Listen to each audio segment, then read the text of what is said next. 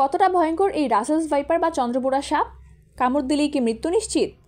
বাংলাদেশে অল্প যে কয়টি সাপ অত্যন্ত বিষধর তার মধ্যে একটি হলো রাসেলস ভাইপার।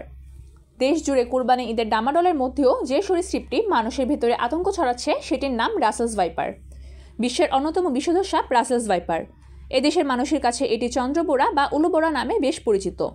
সম্প্রতি দেশের বেশ কিছু অঞ্চলে এই সাপটির আনাগোনা বেড়েছে। এটির কামড়ে বেশ কিছু প্রাণহানির ঘটনায় আতঙ্ক ছড়াচ্ছে দেশ জুড়ে।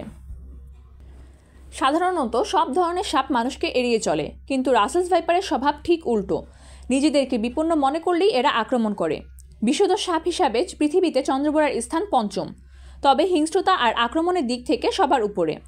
আক্রমণের ক্ষেত্রে এটি এতই ক্ষিপ্র যে 1 সেকেন্ডের 16 ভাগের 1 ভাগ সময় কামড়ের পুরো প্রক্রিয়া শেষ করতে পারে। এরা প্রচণ্ড জোরে হিসহিস শব্দ করতে পারে। রাসেলস ভাইপার অতর্কিত মানুষকে আক্রমণ করে। সাধারণত দিনের বেলা এটি বেশি সক্রিয় থাকে। রাসেলস ভাইপার সাপ ঘন জঙ্গল এড়িয়ে চলে এবং ঘাস ভর্তি খোলা মাঠ ঝোপঝাড়ে আস্তানা গাড়ে। এরা কামড়ানোর সময় সব বিষ ঢেলে দেয়। রাসেলস ভাইপার কামড় দেওয়ার পর দংশনের স্থানে প্রচণ্ড ব্যথা হয় এবং স্থানটি ফুলে যায়।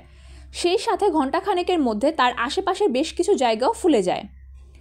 বিভিন্ন চিকিৎসা সাময়িকী থেকে জানা যায়, গোকরা সাপ দংশনের গড় 8 ঘন্টা পর, কেউটে সাপ দংশনের গড় 18 ঘন্টা পর ও চন্দ্রবোরা বা রাসেলস ভাইপার দংশনের গড় 72 ঘন্টা বা 3 দিন পর রোগীর মৃত্যু হতে পারে।